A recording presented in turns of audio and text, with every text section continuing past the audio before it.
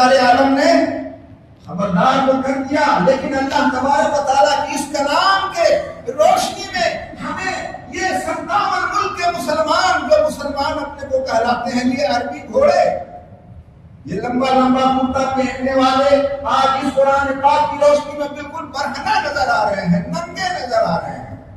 انہیں کیا کہیے گا؟ کون سی قربانی انہوں نے دی اب تک اپنے وقار کو بچانے کے لیے؟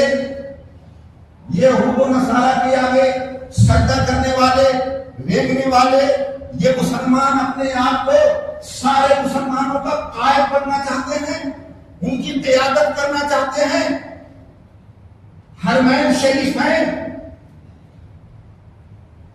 کے امام بننا چاہتے ہیں. کس طرح سے تم امام بنو گے؟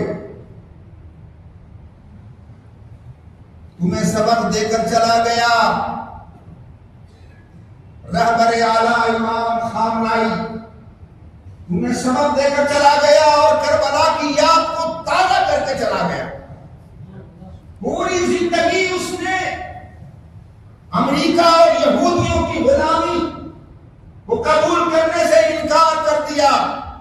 تم یہ نہ بناؤ، یہ نہ بناؤ، یہ نہ کرو، یہ نہ کرو، لیکن کہا تمہاری غلامی میں ہم زندگی نہیں گزار سکتے. یہ پوری دنیا میں صرف ایک ہی مسلم ملک ہے جس نے تمام اہل اسلام کے وقار کو محفوظ کر دیا اور بچا دیا، ورنہ ان لوگوں نے تو ہمارے ایمان وقار کا سودا کر لیا اور ہمیں اتنی شرمندگی انہوں نے دی ہے کہ میں منہ دکھانے کے لائق نہیں رہ گیا ہوں دنیا والوں کے سامنے. یہ ہمارے لیے شرمندگی کا باعث بنے ہیں، لیکن وہ خامنائی ہمارے سر کو نیچا کر کے چلا گیا. شہادت ہے مقصود و مطلوب مومن. تفسیر بن گئے، وہ تفسیر بن کے چلے گئے دنیا سے. لیکن اللہ تبارک و تعالیٰ تو فرماتا ہے خوشی مت مناؤ بھائی، میری راہ میں جو قربان ہوتے ہیں وہ شہداء مرتے تو نہیں ہیں. اب کہو گے کہ وہ کون سا دین کا جھگڑا تھا، کون سے دین کی لڑائی تھی جنہیں انہیں شہید کہا جاتا ہے؟ دیکھو یہ دین ہی کی لڑائی ہے، یہ مذہب ہی کی لڑائی ہے. وہ اپنی بات تم پر تھوپنا چاہتے ہیں اور تم انہیں قبول کر لینا چاہتے ہو. اسی کا نام تو ہے دین. دین کو بچانے کا مطلب صرف کلمہ توحید لا الہ الا اللہ ہی نہیں بچانا ہے، بلکہ دین کے تمام ان اصولوں کو بچانا ہے جو اصول اللہ تبارک و تعالیٰ کے رسول نے ہمیں عطا کیا ہے. ان تمام اصولوں کو بچانا دین کو بچانے کے مترادف ہے. ان اصولوں کو کس نے بچایا؟ غیروں کے آگے نہ جھکو.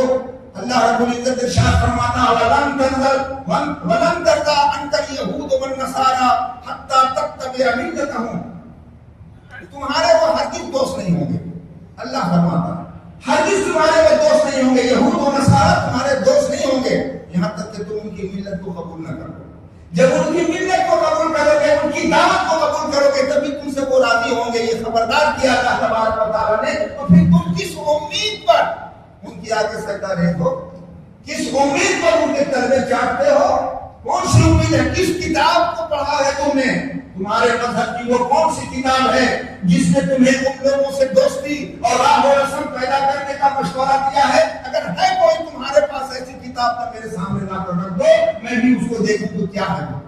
کس کی نازل کرتا وہ کتاب ہے؟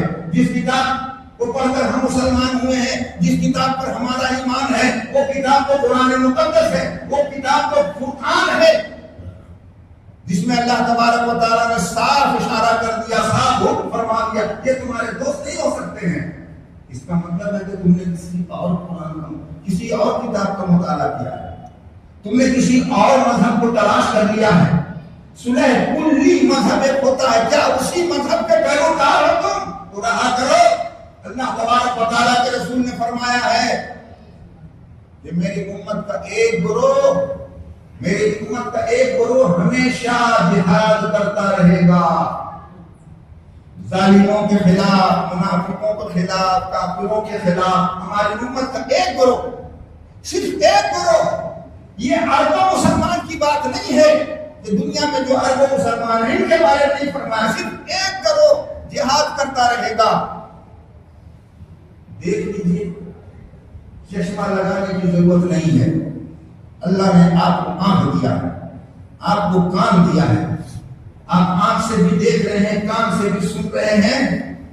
آج امت کا وہ کون سا گروہ ہے جو یہود و نصارہ کے ناپاک ارادوں کے خلاف ڈٹ کر کھڑا ہے؟ وہ کون سی امت ہے؟ وہ کون سا فرقہ ہے؟ ہمیں صرف سنی اور شیعہ کرنا آتا ہے۔ شیعہ سنی مت کرو، تم یہ دیکھو کہ اللہ تبارک و تعالیٰ کے دین کے لیے، اس کے دین کو بچانے کے لیے، اس کے دین کے وقار کو قائم رکھنے کے لیے کون سا گروہ سب سے پہلے آگے آتا ہے؟ اس وقت قرآن کو رشدی نے شیطانی آواز بتایا تھا، یہ شیطانی آواز ہے، یہ شیطان کی طرف سے نکلا ہوا ہے۔ یہ تمام لوگ جو مسلمان کہلاتے ہیں اپنے آپ کو، وہ سب خاموشی کے ساتھ سنتے رہے، لیکن وہی ایران کا سکوت تھا جسے